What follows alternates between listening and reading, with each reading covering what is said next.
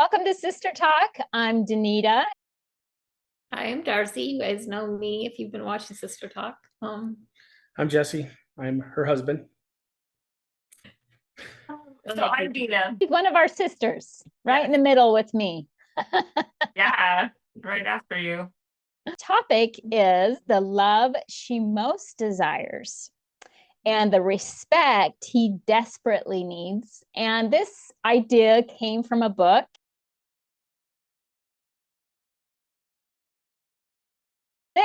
It was a pretty good book. I skimmed through it. But I loved what he based his book on, which is a scripture.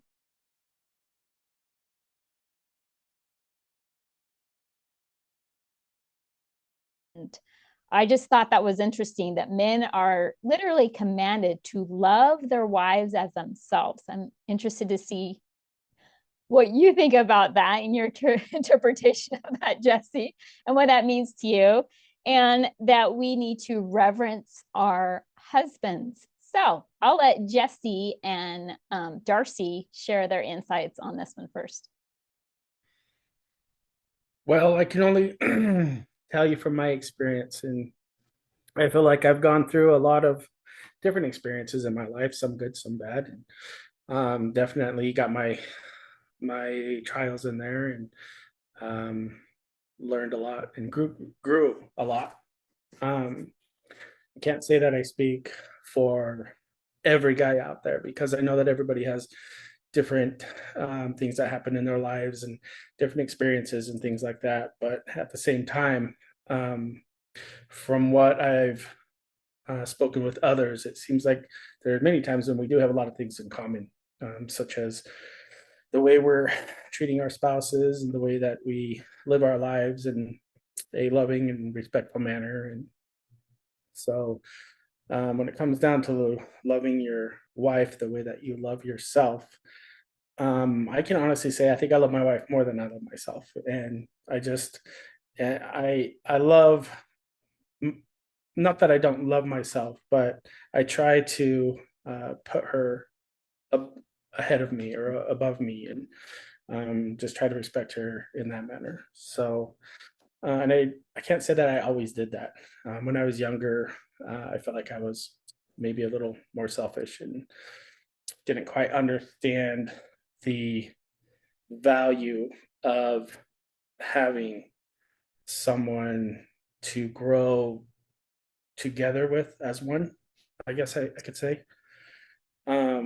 It seemed like when we were when you were dealing with the struggles of life, sometimes you forget to include the other person with you. And where I'm going with that is just now I'm at that point in my life.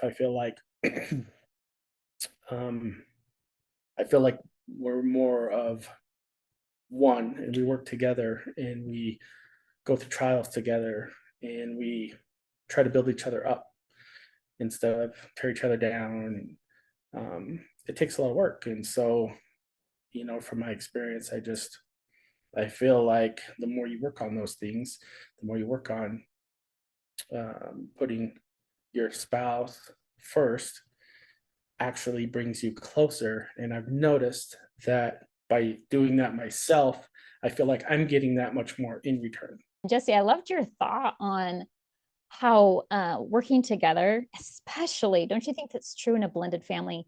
Because the blended family can actually sometimes, if you let it separate you, because you sometimes feel alone as a parent. I don't know that people know that about us, but Jesse and our blended family, he has two kids and I have two kids.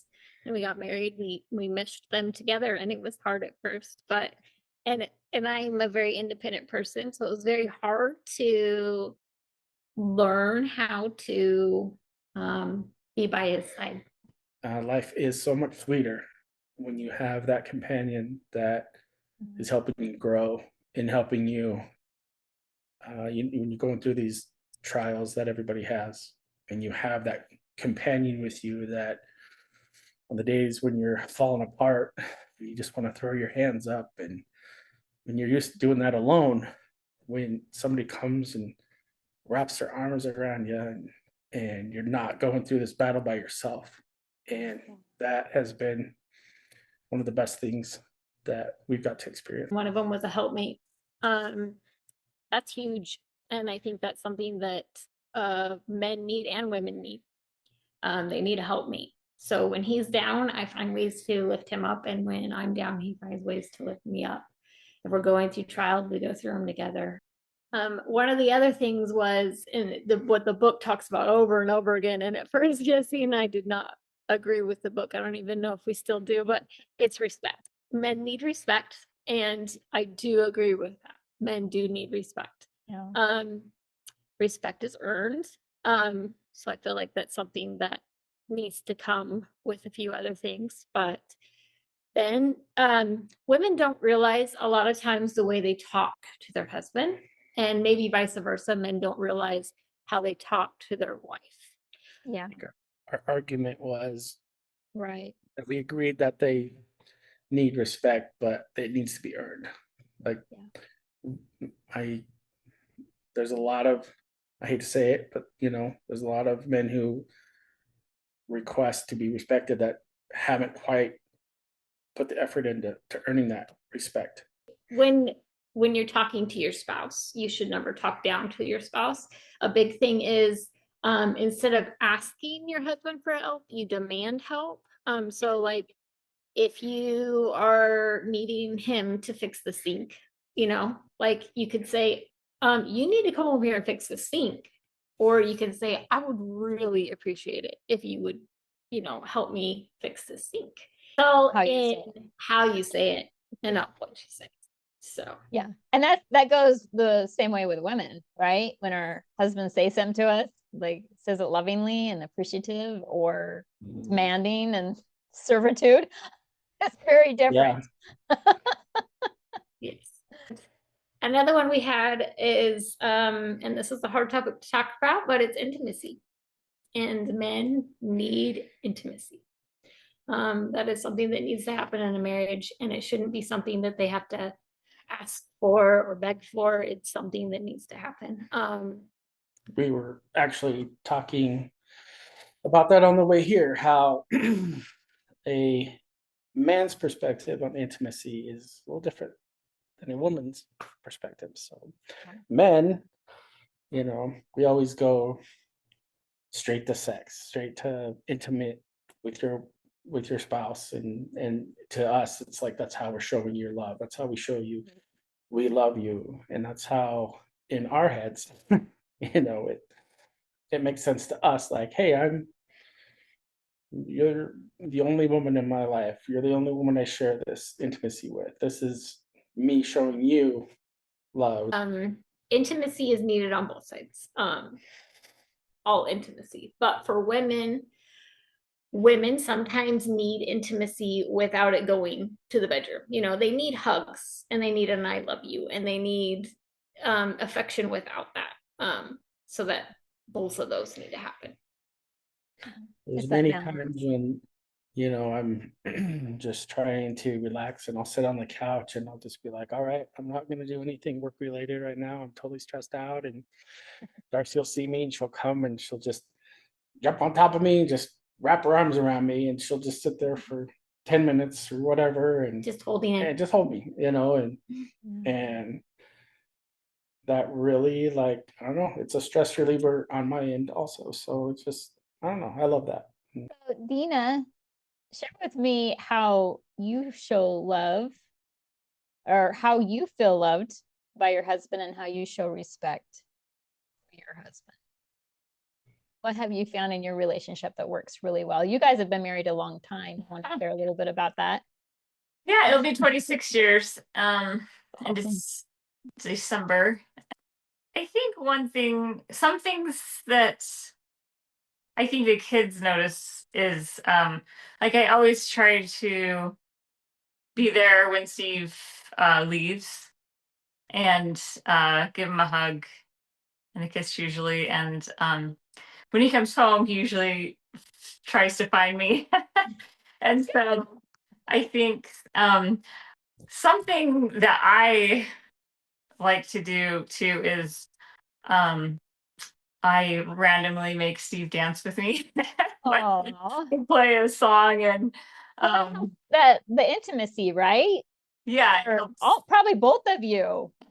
Yeah. And the kids love it. And Lucas, I remember one time he was like, "You guys make me want to be married."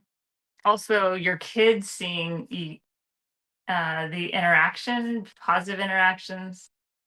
I think a big thing that I'm still learning is communication. One thing that I recognize that I do as a woman is, especially, I can't remember what, I think Jesse said something and it triggered a thought of, um sometimes when we struggle with our own love for ourselves, we like, for example, me, I would be, if I felt like I wasn't keeping the house as clean as I wanted to, and Sue said something and it wasn't even like a negative thing, I because I was struggling with that, I might become defensive and, but I think it's just, and it's like Darcy said, it's not what you say, it's how you say it. I think we have to be super careful in how we communicate and how we interpret what is communicated.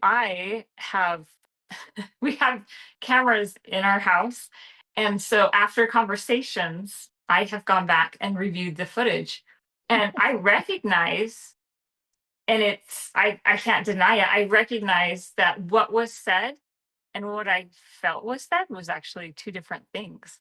I felt like what was said and how it was said was actually far worse than it actually was when I watched the video. And it was my own, probably my own insecurities that overreacted. I think that the whole concept of women needing, more love and men needing more respect, it's kind of we have that sensitivity. Like, women need to know that they're just not sex objects, so we're sensitive about feeling loved. We're sensitive about getting affection other than, in the bedroom. And so we are sensitive to that. And men, I mean, they need respect. They need to know that we will listen to them and that we respect what they have to say and we appreciate what they do for us and their sacrifice to I provide. think I know a lot of times I could do better at being appreciative of the things he does do, because he does do a lot for the family. And I think when you recognize what the other person does, they also probably are better recognizing what we do. Actually, the next thing on our list was appreciation for both sides, recognizing what you do for each other. Mhm. And so I got the ability to be both sides, the dad and the mom. And I realized how hard it is to work full time and come home and still help. That's hard. And so I got to see the man's perspective in that. And I can see how working, 8 to 12 hour days is exhausting. And then all you want to do is come home and sit for an hour because you've been on your feet or, busting, just trying to make $1 to support your family. And then you come home and you have a wife that wants you to help. And I can understand how that would be hard. And I think women need to realize that. But also, on the other hand, men needs to realize that even if a woman doesn't work, she's still working all day and it's exhausting and it's tiring and she needs breaks. And she needs to be told, I appreciate what you do. I appreciate that you cook me dinner and that you clean the house, and vice versa. The man needs to hear, I appreciate that you go to work every day and you support us. I just think of personal experiences when you guys talk about that. When Darcy would do all my laundry for me, and I know it sounds weird, but you know, I've never actually sat there and folded my clothes. I would wash all my clothes all together and put them in a big pile, and I would have a clean pile and a dirty pile, and that was the story of my life. And um, I would go to work, and I would come home. I work week on, week off a lot of the time, and she would just make the house look so nice. And she would fold my underwear, and to me that was so crazy because I never had that in my life. And I was like, you folded my underwear. And it seems minuscule, but it was such an impact that I was so over, like, I couldn't believe that somebody would do that for me. And to her, she didn't even think anything of it. It was, and I was like, I love you so much. Like, this is amazing. Like, thank you for making my bed, because we never made our bed, growing up. Like, we grew up in that type of house. It was just, and so the house was clean, the laundry was done. And, even if I had a long, hard work week or whatever, it just like took some of that away. Just coming home to a clean home with folded laundry and things like that. So, and she does so much more than that, but that is one out of a lot of things that she does for us. There was a video that I saw. It was one of the shorts that you watch, every once in a while on your phone. Anyways, it was this woman. She was sitting on the couch folding the laundry, and her man was sitting at the table paying the bills. And all of a sudden, she just stands up. They must have had a camera in their living room, because it didn't look like somebody was recording them. It just looked like it was a random act. And she stood up, and it looked like he was stressed at the table over the bills. And she just stood up and she goes, I want you to know how much I appreciate you and how hard you work, and how it just gives me so much peace to know that I can go to a doctor because you pay for insurance. I know that I can get this medicine that I needed because you went to work every day. Like, and you could tell just those little things that she said, like, completely, like, he was like in shock. And he was like, wow. Like, I don't think we realize as women and men, by saying what we appreciate, even if it's something so little, what an impact it will make. We also got to communicate about intimacy, what we like and what we don't like. They're not gonna just know. And communication also comes with the love languages, and you got to know your partner's love language. And sometimes there's more than one, right? And the love languages are words of affirmation, someone who likes to, be appreciated. You have quality time, somebody that wants to spend time with their spouse. You have gifts, and it could be as little as your favorite candy bar. And you have acts of service, and then you have physical touch, which I think most men love the physical touch one. Women do as well, hugs and kisses and things like that, and I love yous. So we need to get to know our spouse and figure out what their love language is and have that conversation. Love that, because that kind of goes into kind of things I wanted to talk about tonight. I believe that men and women need love and respect. We both do. Those are two things we need to give to each other, and very important. And I love this quote when it comes to respect. Russell M. Nelson said, husbands and wives, learn to listen and listen to learn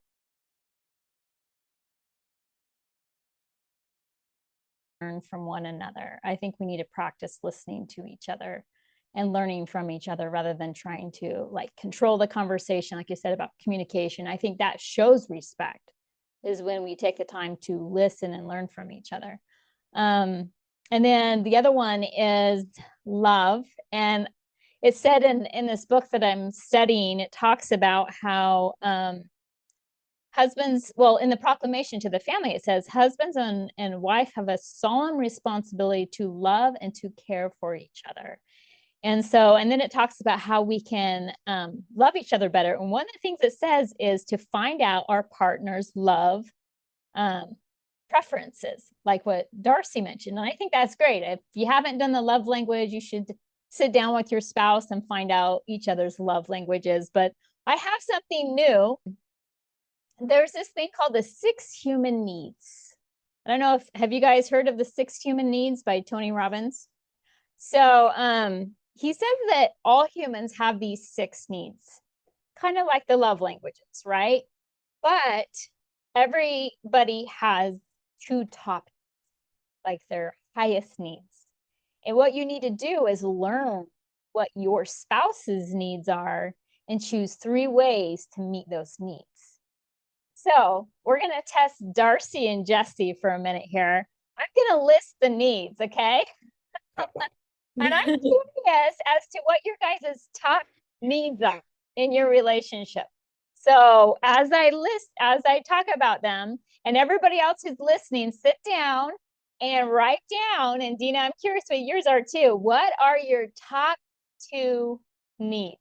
Okay. So number 1 is certainty. That means it's very important for you to feel safe and secure. Like your job, finances, you just need to feel safe and secure. Number 2 is kind of the opposite, uncertainty. You like variety and adventure. Okay. Number 3, significance. And I think this goes along with men. I think significance may be really important for men, and that's the respect. Okay? You need to feel significant to your wife. Or women too. Women need to feel significant as well to their spouse. Love and connection is the next one. And then grow. Are you growing in your relationship? Do you feel like your relationship helps you to grow? And then the last one is contribution. Do you feel like you're contributing in your relationship?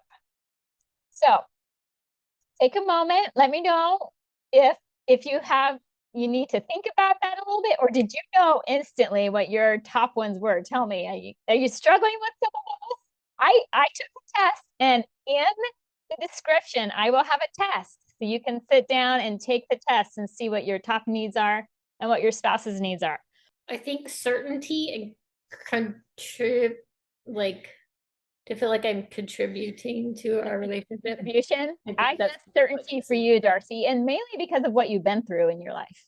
Yeah. You had a lot of uncertainty. Yeah, I had really a lot of uncertainty and a lot of I didn't feel like I was by the side of my husband. I felt like I was behind my husband, and so I feel like I needed in this relationship, I needed to feel like I was equal. And I didn't want to give that up, and that was really hard. So it was really nice to have my husband treat me as an equal, even though. So I had a really good job, and now I work for Jesse, and that was really hard for me because I didn't want to give up my own thing. Your certainty. Yeah, but Jesse made me feel very comfortable, and he made me feel like I was part of it, and made me feel like I was an equal. And so I think that's my 2. I think significant. Yeah. I think a lot of men need that. Yeah. That's a top one. Okay, definitely love and connection. Yeah, I would say that. You're a big teddy bear. Yeah. You're a sweetheart.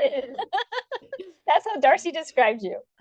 So that's really neat. And so what I want to do, so couples, after you figure out what your spouse's top 2 needs are, I want you to think of 3 ways that you can meet your partner's needs. So Darcy, I want you to take a minute and just mention one thing you could do to help Jesse feel more significant. Just something simple every day you could do.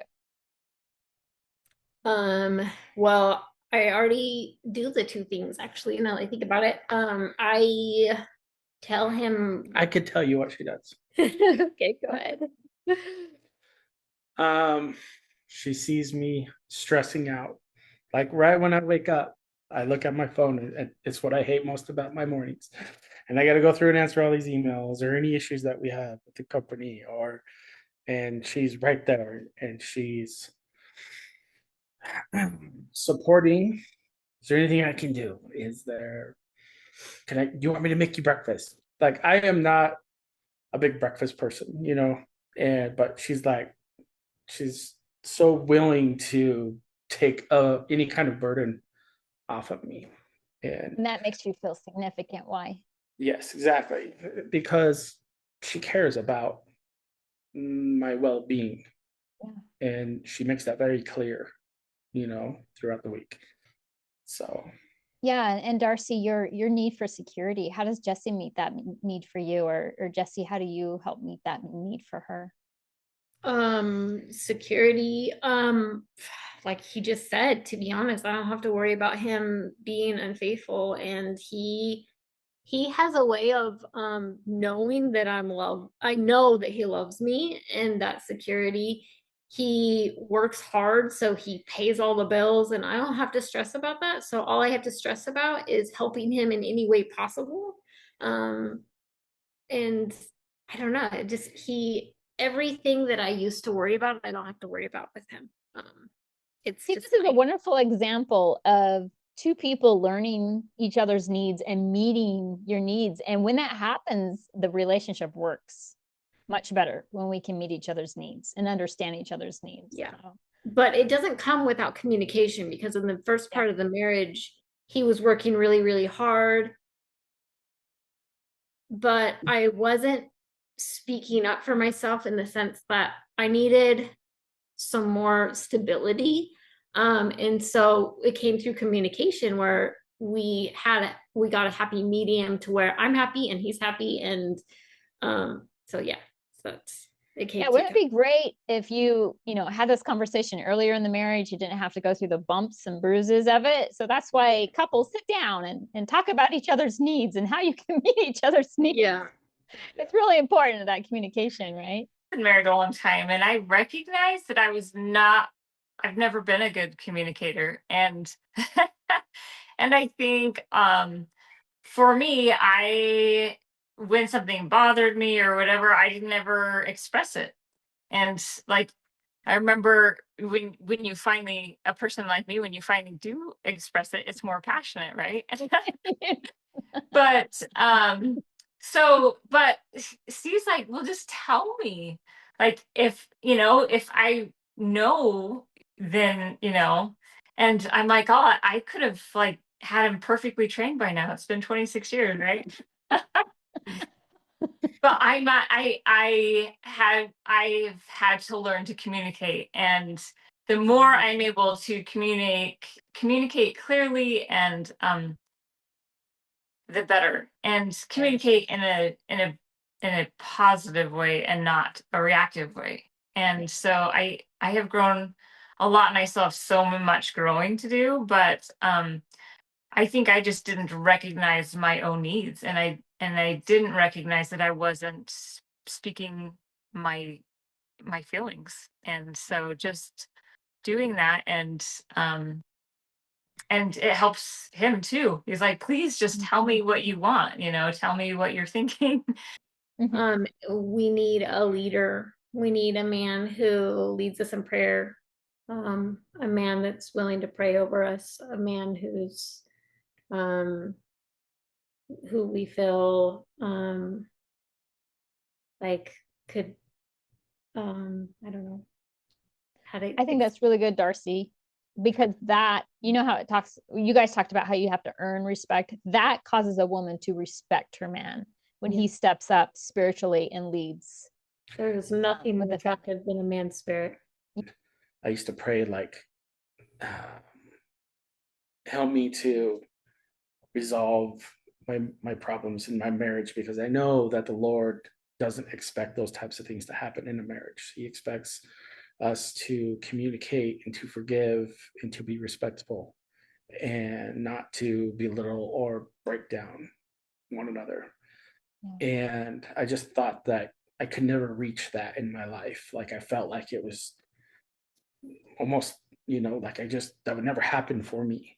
So it was, you know, if you pray and you have faith and you ask the Lord and you tell him what you want in a marriage and what you want in a spouse. And I don't know who's going to hear this, but you know, if somebody's going through these trials, or if somebody is waiting to meet that person, you can actually tell the Lord, Heavenly Father, like what you would like in a future spouse, and he will listen. And it's happened to me. It actually happened to me. I literally made a list of all these things, and I said I was not in a hurry to be remarried. I was, happy single, and it he somehow, she lived in Missouri, and I just, I, I love the marriage that I have right now, and I couldn't always say that. And it's not just doesn't just happen to some people. It will happen to everybody who puts in the work. And if you're doing what's right, or you're trying to do what's right, because nobody's perfect. None of us are perfect. We all fell, like a lot. I do anyway. And as long as we're trying and repenting and having faith that we could achieve that type of marriage that we want, and it will happen for anybody, if they just do what's right and follow the Lord and pray to Him and have faith, and that person's out there. Making me cry. Thank you for joining us on Sister Talk. And next time, we're going to have a fun discussion on how to prepare spiritually for the end days. This is going to be a fun one, and hopefully we'll have some new people on here. But don't forget to find joy in your chaos.